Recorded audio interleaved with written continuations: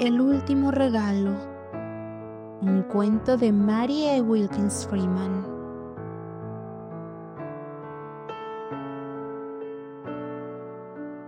Robinson Carnes peregrinaba por el camino rural entre Sandersons y Elmville. Vestía un traje clerical raído y llevaba un viejo maletín negro que bien podría haber contenido sermones.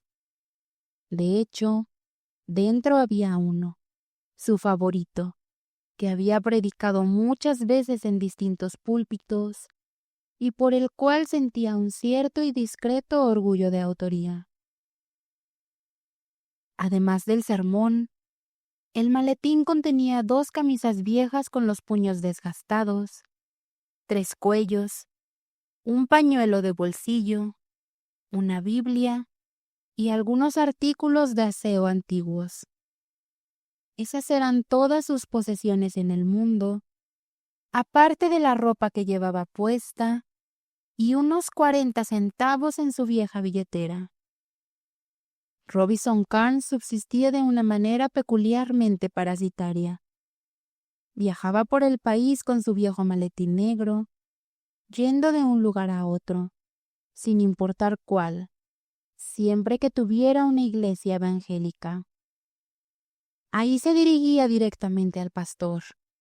Le decía su nombre y oficio, presentaba ciertas credenciales en prueba de ello, y preguntaba si conocía alguna vacante para un clérigo desempleado, algún púlpito rural donde un predicador itinerante pudiera encontrar un humilde refugio.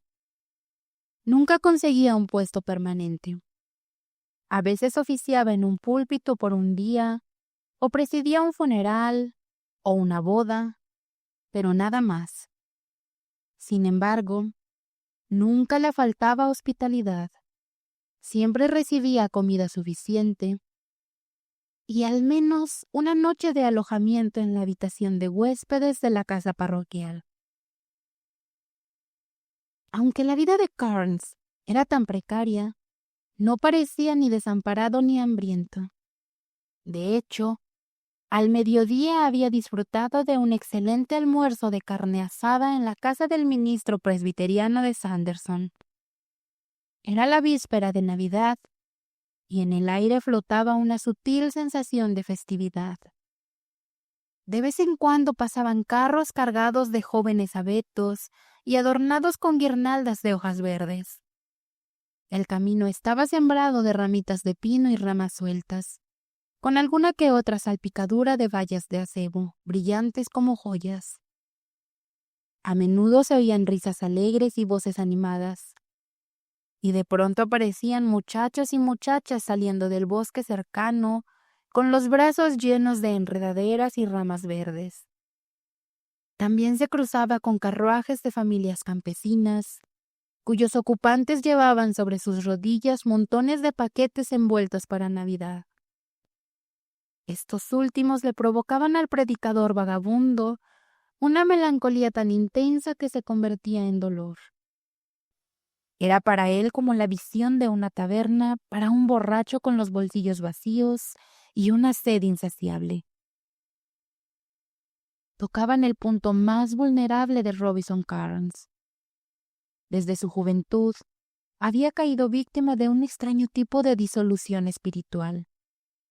Poseía por naturaleza un amor desinteresado por sus semejantes y una generosidad involuntaria. Pero esa tendencia, loable en sí misma, con el tiempo había crecido descontroladamente hasta convertirse en una pasión desmesurada. Su amor por dar era puro e inocente, pero era desbocado. En un momento, llegó a ser de tal magnitud que casi rozó la locura. De hecho, la gente, hasta aquellos que se habían beneficiado de su generosidad imprudente, hablaban de él como de un ingenuo, un loco inofensivo. Hubo un tiempo en que no le faltó nada. Había heredado junto a su hermano menor una granja de Nueva Inglaterra, bastante próspera, y una pequeña suma de dinero en el banco. Su hermano acababa de casarse, y Robinson le propuso que se quedara con la granja y le diera a él un pequeño porcentaje de las ganancias anuales.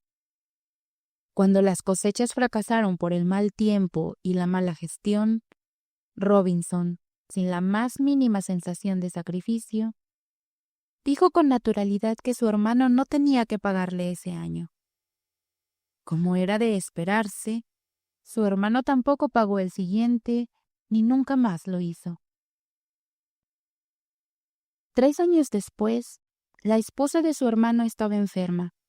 La familia crecía y las deudas de los impuestos se acumulaban. Robinson los pagó todos y siguió pagándolos mientras le duró el dinero en el banco. No quería que su hermano perdiera su parte de la herencia, pensando en el bienestar de su familia. Luego empezó a dar lo poco que ganaba a todo el que lo necesitara. Después acumuló deudas por la pensión donde vivía.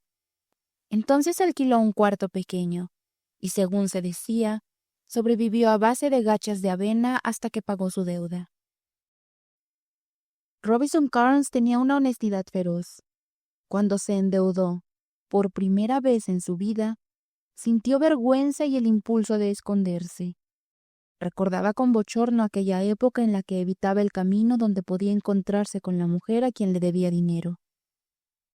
Ahora, sin embargo, no sentía nada parecido, aunque para algunos su modo de vida actual podría parecer mendicidad. Él consideraba que de una forma u otra siempre terminaba retribuyendo la hospitalidad que lo mantenía con vida. A veces, el pastor que lo acogía estaba enfermo, y él predicaba el sermón de su maletín en su lugar. Otras veces, hacía copias de documentos para él. Con frecuencia trabajaba en la leñera o en el huerto.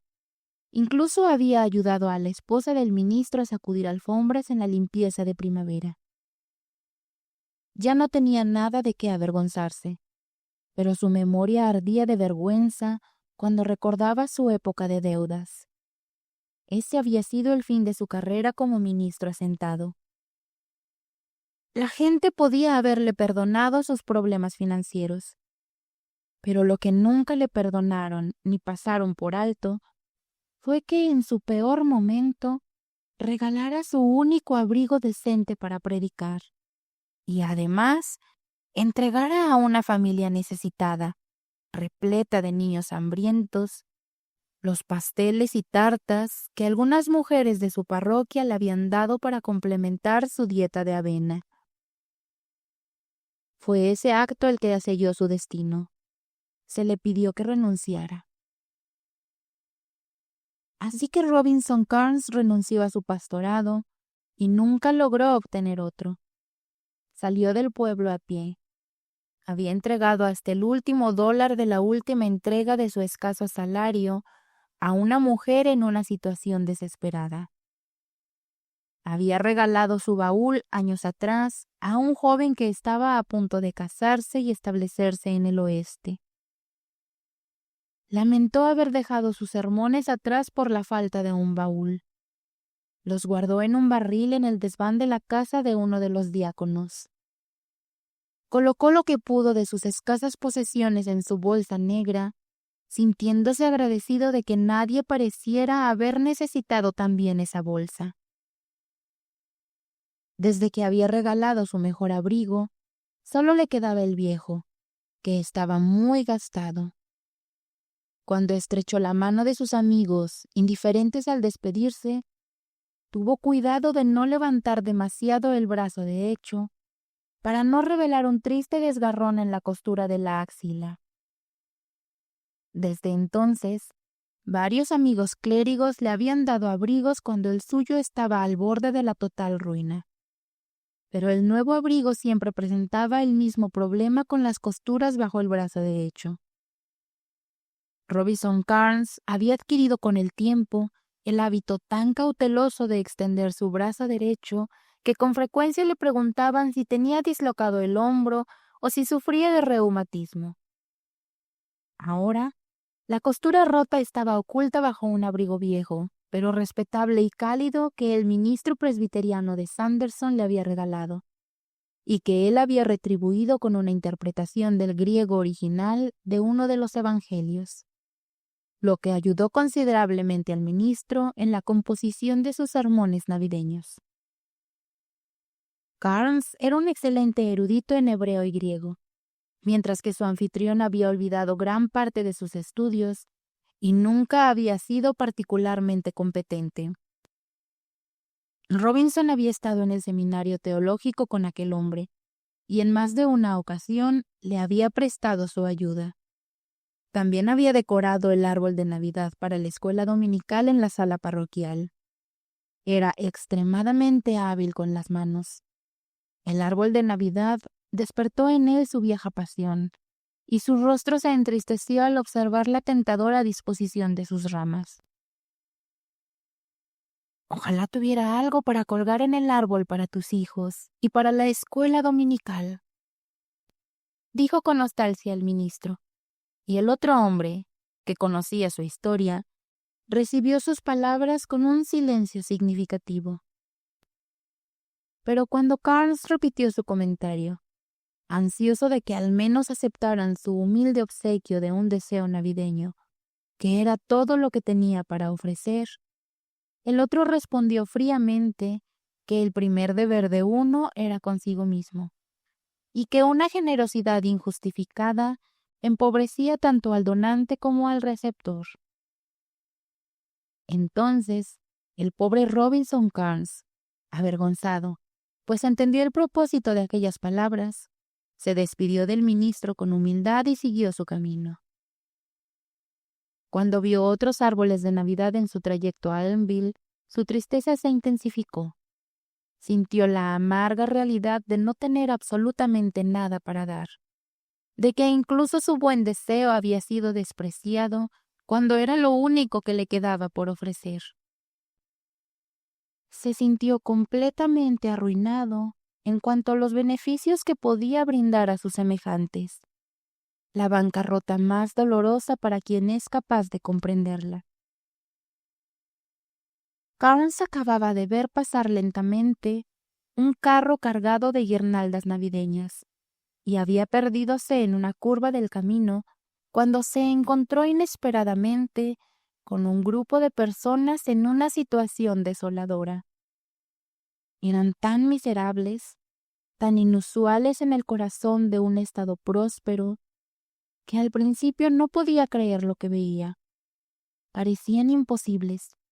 Eran 6 en total: un hombre, 2 mujeres, una joven y una anciana, y 3 niños, uno de 2 años, los otros de 5 y 8. El hombre estaba de pie, completamente erguido, con la mirada fija en el vacío. Las mujeres estaban sentadas sobre el bajo muro de piedra que bordeaba el camino. La más joven, la madre, sostenía en su regazo a la niña de 5 años. La anciana, que evidentemente era la abuela, tenía al más pequeño en sus brazos. La mayor de las niñas, todas eran niñas, estaba apartada, encorvada sobre sí misma, abrazándose con sus delgados brazos en un esfuerzo por mantenerse caliente. Cuando Karen se acercó, ella lo miró con una evidente intención de huir. La más joven de las mujeres lo observó con una especie de apatía que rozaba la ira. El niño menor, en el regazo de la anciana, lloraba a gritos. La abuela no intentó calmarlo. Su rostro, lleno de una muda súplica y una pregunta dirigida a algo que Carl sintió vagamente que estaba más allá de su comprensión, se alzaba sobre la pequeña cabeza cubierta con una capucha blanca sucia, que golpeaba airadamente contra su marchito pecho. La anciana llevaba un chal viejo, pero abrigador. Mantenía bien envuelta en él a la criatura que lloraba. La joven, en cambio, iba vestida de forma muy ligera. Su sombrero tenía una patética rosa del verano pasado.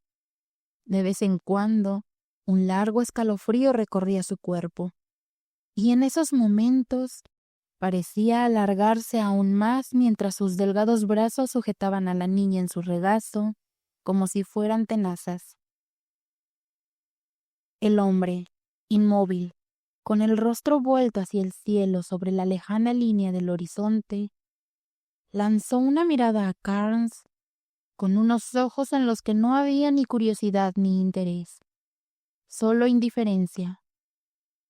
Luego apartó la vista, y Carnes sintió que el hombre ya lo había olvidado, aunque sus sombras aún se estremezclaban sobre el suelo.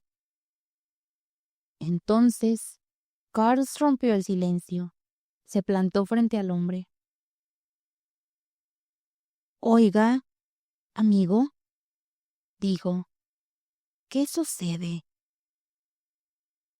El hombre lo miró, pero no respondió. Parecía haber llegado a ese punto en el que las palabras como medio de expresión se vuelven superfluas. Su mirada se lo dijo todo al preguntón. «¿Me preguntas qué sucede? ¿Estás ciego?» Pero en los apagados ojos del hombre no había resentimiento. No era de los que la miseria vuelve hostiles contra los demás o contra la providencia. El destino parecía haberlo paralizado, como se dice que la garra de un animal carnívoro paraliza a su presa. «¿Qué pasa?», insistió Carnes. «¿Qué les ha ocurrido?» El hombre siguió sin responder, pero la más joven de las mujeres sí lo hizo. Habló con gran fuerza, aunque sus labios parecían rígidos y ni un solo músculo de su rostro se movió. «Le diré qué pasa», dijo.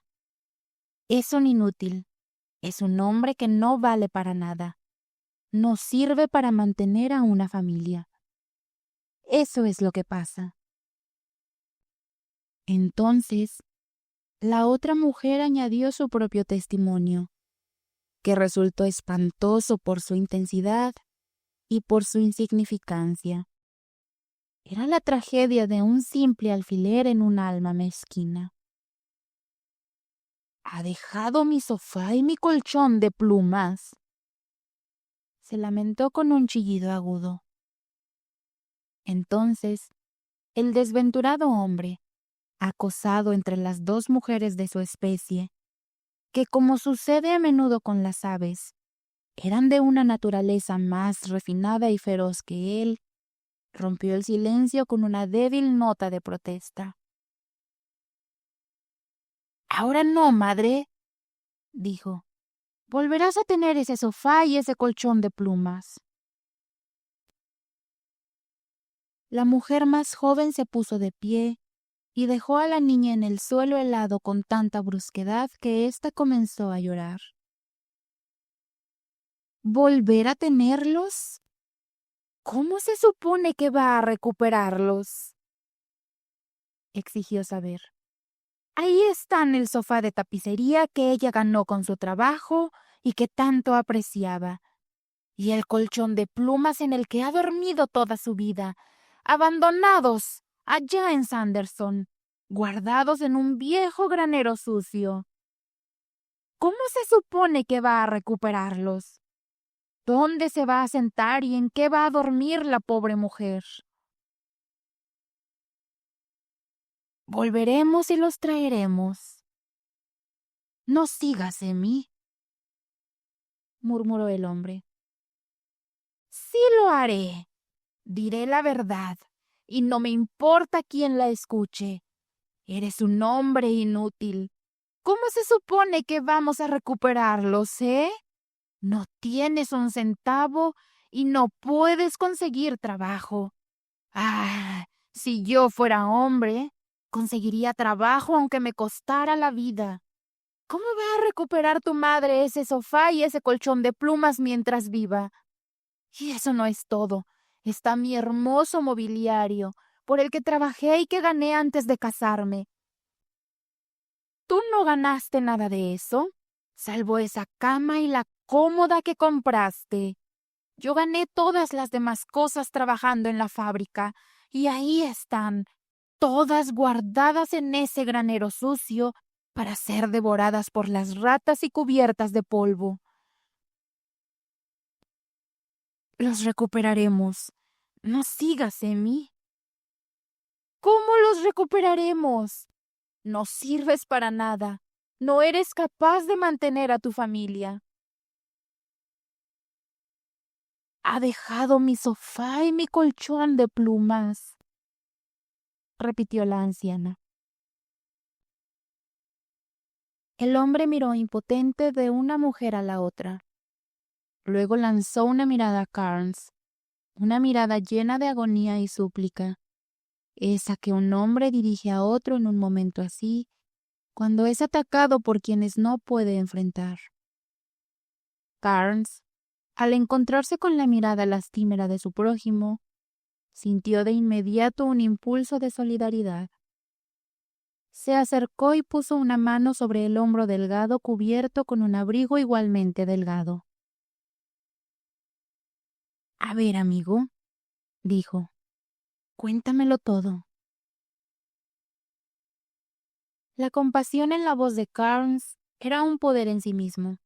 Además, su porte y el corte de su ropa delataban su oficio de clérigo. El hombre dudó un momento, y luego comenzó a hablar, y la historia de sus penas fluyó como un río. Era una historia sencilla. Evidentemente, aquel hombre era de los que trabajan bien y con diligencia mientras están bajo una estructura, como un caballo enjaezado.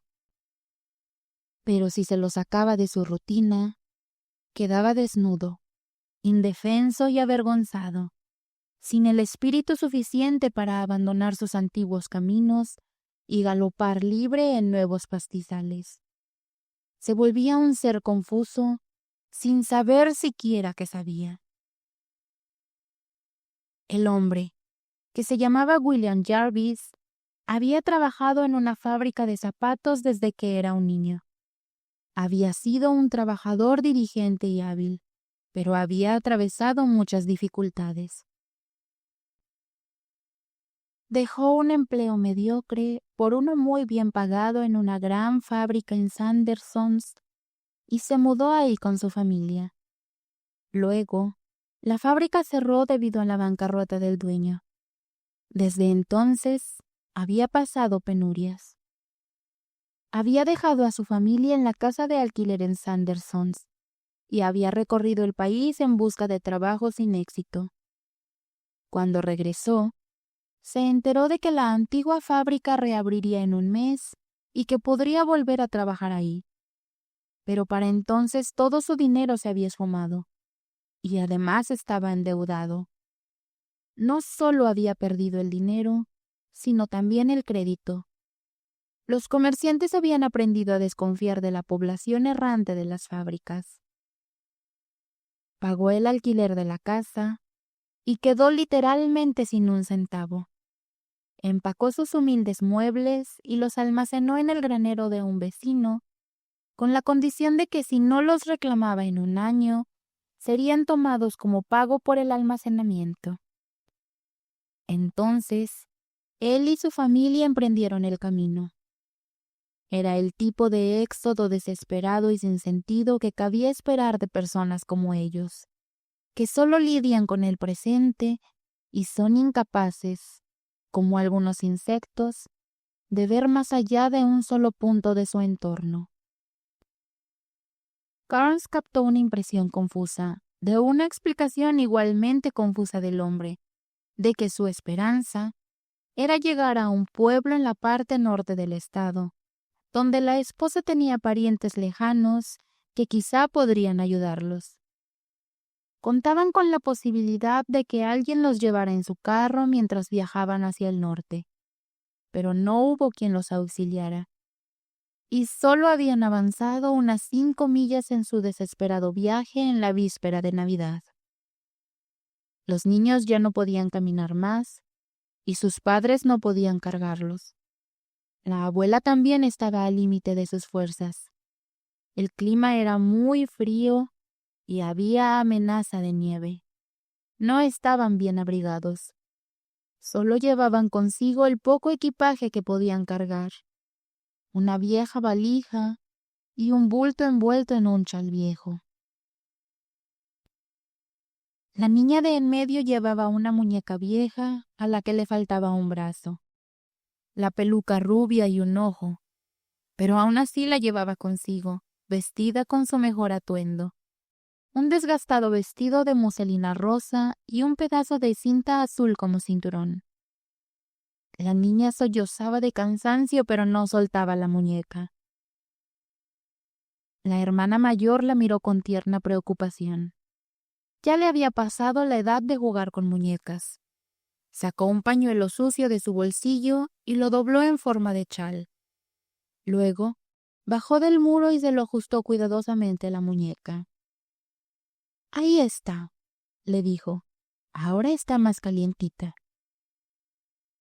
Después de eso, los propios niños se sintieron un poco más abrigados. Carnes lo vio todo, a las personas, la muñeca, sus pobres posesiones y una agonía de piedad que por naturaleza del hombre y su inutilidad se convirtió en un verdadero tormento. Se apoderó de él. Miró al otro hombre que había confiado en él, a las mujeres que ahora parecían observarlo con una esperanza latente de ayuda. Abrió la boca para hablar, pero no dijo nada. ¿Qué podía decir? Entonces, el hombre, William Jarvis, añadió algo más a su triste historia. 2 semanas antes, había resbalado en el hielo y se había lastimado el hombro.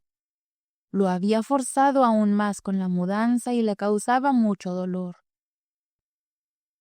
De hecho, su rostro, tenso por el sufrimiento además de la miseria, daba testimonio de la verdad de sus palabras. La esposa había estado observando a su marido con creciente atención durante este último relato. Cuando terminó, su rostro se iluminó con ternura. Hizo un movimiento repentino hacia él, le rodeó con los brazos y comenzó a llorar en un arrebato de compasión, amor y remordimiento. «Pobre Willy, pobre Willy», sollozó. «Aquí hemos estado maltratándote cuando has trabajado como un perro con el hombro casi matándote. Siempre has hecho lo mejor que has podido. No me importa quien diga lo contrario. Me gustaría ver a alguien que se atreviera a decirlo 2 veces delante de mí». Se volvió hacia la anciana con furia irracional. «Y cállese con su viejo sofá de crin y su colchón de plumas, abuela. ¿Acaso no es su propio hijo? No creo que se muera si pierde su viejo sofá de crin y su colchón de plumas. De todas formas, el relleno de su sofá ya se está saliendo. Debería darle vergüenza, abuela. ¿No es él su propio hijo?»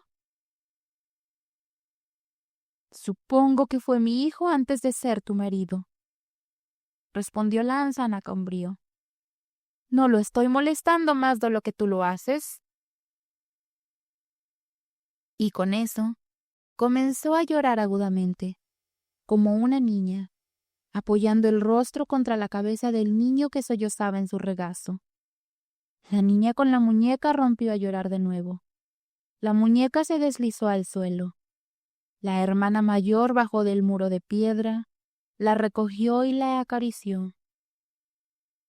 «La has dejado caer y la has lastimado, Nanny», dijo en tono de reproche. «Pobre Willy», sollozó nuevamente su esposa. «Te han tratado como un perro aquellos de quienes tenías derecho a esperar algo mejor.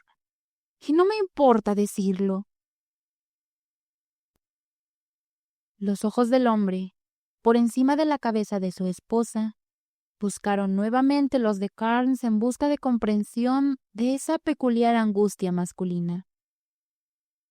Carnes le devolvió la mirada con tal comprensión absoluta y perfecta compasión que de haber podido tomar forma tangible, habría aliviado para siempre la carga del otro.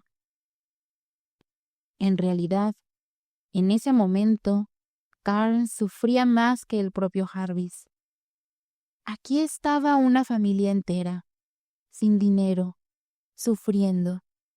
Aquí estaba un hombre con el impulso de 1 millar de samaritanos para brindar auxilio, pero absolutamente impotente para mover un solo dedo en su ayuda.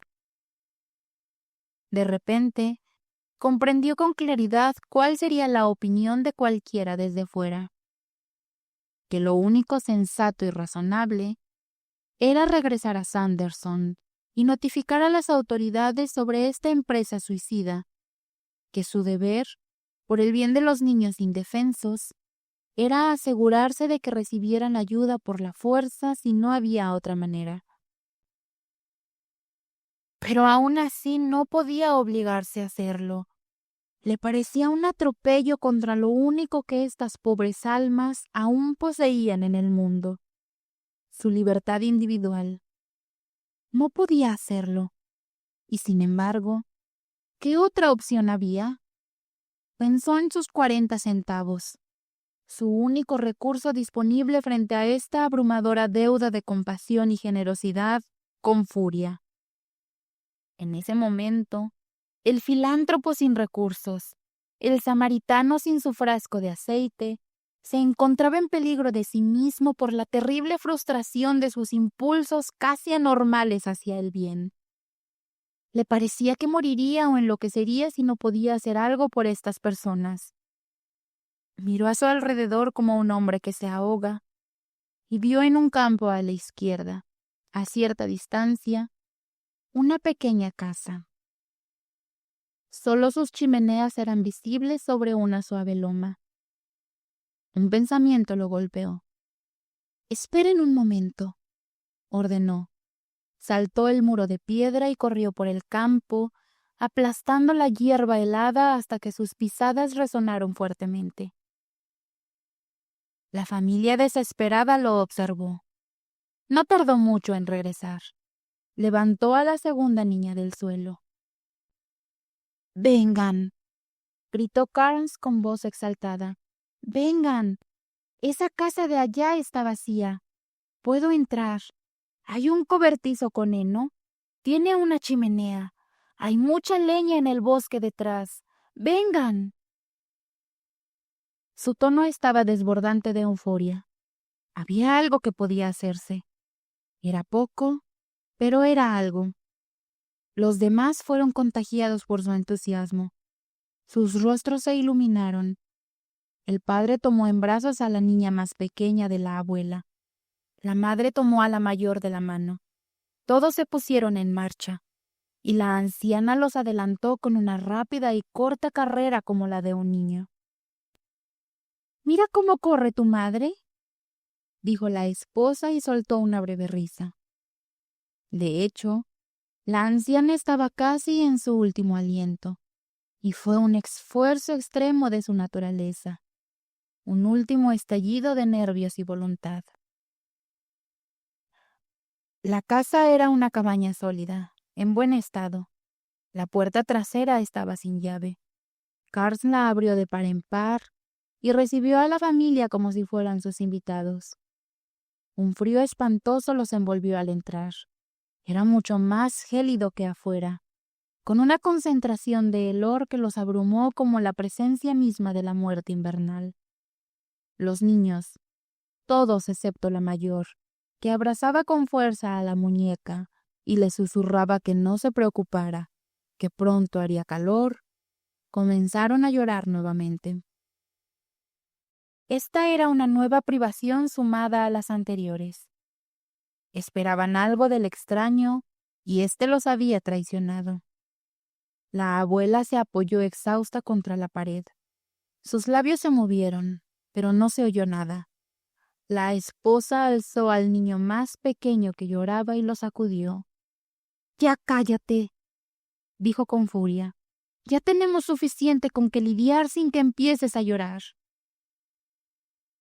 Luego lo besó y lo acarició, y sus propias lágrimas cayeron sobre su carita mojada. Pero nada de esto disminuyó el entusiasmo de Carnes. Hizo una señal al hombre que corrió a obedecer.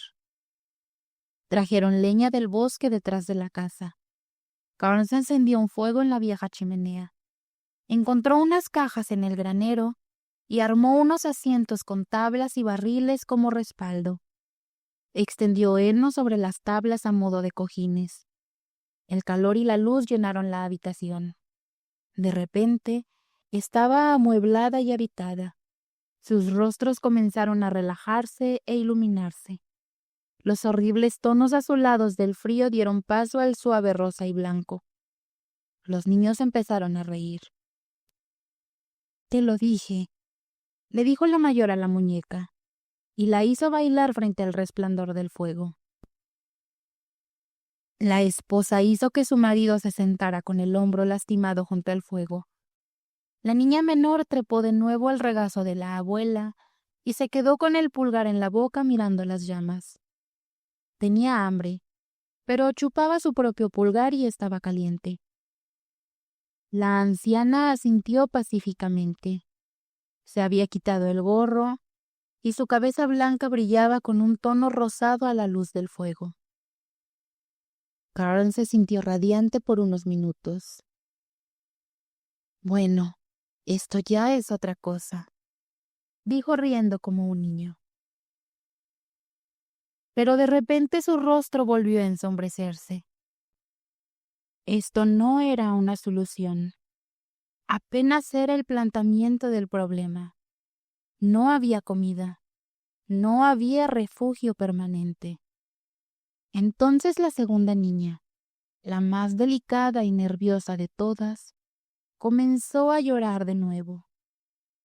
«Tengo hambre», gimió. El padre, que había estado contemplándolos con el mismo deleite que Carnes, experimentó un vuelco. De nuevo miró a Carnes. «Sí», dijo la esposa con amargura. «Aquí hay fuego y un techo, pero nos pueden echar en cualquier momento si alguien ve el humo, y no hay nada para comer». La niña mayor tembló el labio. Abrazó la muñeca con más fuerza. «No llores, y pronto tendrás un pedazo de pastel», susurró. El hombre siguió mirando a Carnes, quien de repente se irguió y levantó la cabeza con una expresión resuelta. «Me voy, pero regresaré muy pronto», dijo, «y entonces cenaremos. No se preocupen, pongan suficiente leña en el fuego para mantenerse calientes». Luego salió. Se apresuró a cruzar el campo hacia la carretera bajo la quietud opresiva del cielo gris. Su determinación era firme, pero su corazón flaqueaba. De nuevo, la agonía de una compasión frustrada lo invadía. Miró hacia adelante, sobre la extensión helada de la carretera, sin un solo viajero a la vista. Miró hacia el terrible cielo invernal amenazante de tormenta y sintió un impulso de blasfemia. Ahí estaba esa miseria. Ahí estaba él, dispuesto a aliviarla. Y 40 centavos. Era un momento en que el dinero adquiría un valor más allá de sí mismo, cuando representaba el tesoro del cielo. Esos pobres 40 centavos comprarían pan, al menos, y un poco de leche. Mantendrían a la familia con vida unas horas más. Pero eso era solo una parte del problema resuelto. El frío era intenso, y ellos no estaban protegidos. Había una anciana y 3 niños. Él solo les estaba dando un alivio efímero. ¿Y qué vendría después? Carnes, de pie en la carretera, metió mecánicamente la mano en su bolsillo para sentir sus 40 centavos. Pero en lugar de meterla en el bolsillo de su propio abrigo, la metió en el del abrigo que el ministro de Sanderson le había dado. Sacó, en vez de su propia billetera vieja y gastada, una próspera y abultada de piel de foca negra. Al principio no comprendió lo que significaba. Se quedó mirando sin expresión. Luego lo entendió. El ministro de Sanderson había dejado su billetera en el bolsillo del abrigo. Era un abrigo que había estado usando hasta que su nuevo abrigo llegó del sastre el día anterior. Carnes se quedó mirando la billetera. Luego, lentamente, con dedos temblorosos la abrió. Había papeles que vio de un vistazo que eran valiosos y un gran fajo de billetes. Carnes comenzó a contarlos despacio. Se sentó en el muro de piedra mientras lo hacía. Sus piernas temblaban tanto que apenas podía mantenerse en pie. Había más de $200 en billetes en la billetera. Carnes se quedó un rato observando los billetes. Una extraña expresión apareció en su rostro gentil, erudito y algo débil. Una expresión vil e indigna en su significado original, pero por así decirlo, glorificada por el motivo que la impulsaba. Su rostro se llenó de una avidez angelical por el dinero. Estaba pensando en lo que podría hacer con solo $100 de aquel dinero que pertenecía a otro hombre. Sin vacilar, supo que correría a Elmville, alquilaría un carruaje, llevaría a la familia afligida de regreso a Sanderson, a su antigua casa, pagaría el alquiler por un mes por adelantado, saldaría sus deudas, recuperaría los muebles almacenados, los ayudaría a reinstalarlos, les daría dinero para comprar combustible y provisiones para el mes antes de que la fábrica reabriera. $100 de ese dinero en su mano, que no le pertenecía, significaban un respiro para su angustia, que sería como un pedazo de cielo. Significaban quizás la vida en lugar de la muerte. Significaban quizás más que la vida terrenal. Quizás la salvación espiritual al salvar a esa familia de la terrible prueba de la desesperación. Carnes separó $100 del resto. Los metió en su vieja billetera. Colocó el resto en la billetera del ministro y continuó hacia Elmville. Eran las 10 de la noche en la víspera de Navidad cuando Robinson Carnes, después de haber dejado a la familia Jarvis reinstalada en su antiguo hogar, cálidos, alimentados y más felices quizá de lo que nunca habían sido o jamás volverían a ser, llegó al salón parroquial resplandeciente de luces, donde se celebraba el árbol de Navidad. Se quedó en la puerta y vio al ministro, corpulento y sonriente, sentado en un lugar destacado. Mientras observaba, llamaron el nombre del ministro y recibió un paquete. El ministro era un hombre con una parroquia acomodada. Además, tenía dinero propio y no una gran reputación de generosidad. Carnes reflexionó sobre esto mientras estaba ahí. Le pareció que con un hombre así, sus posibilidades de misericordia eran escasas. Se había preparado para lo peor. Consideró, mientras permanecía ahí, la probabilidad de ser acusado, de ser encarcelado. Puede que esto signifique prisión estatal para mí, pensó. Entonces, una oleada de felicidad lo invadió. De todas formas, ellos tienen el dinero, se dijo. No concebía la posibilidad de que el ministro les quitara el dinero a aquellos pobres y afligidos. Eso estaba fuera de su imaginación. Ellos tienen el dinero, repetía.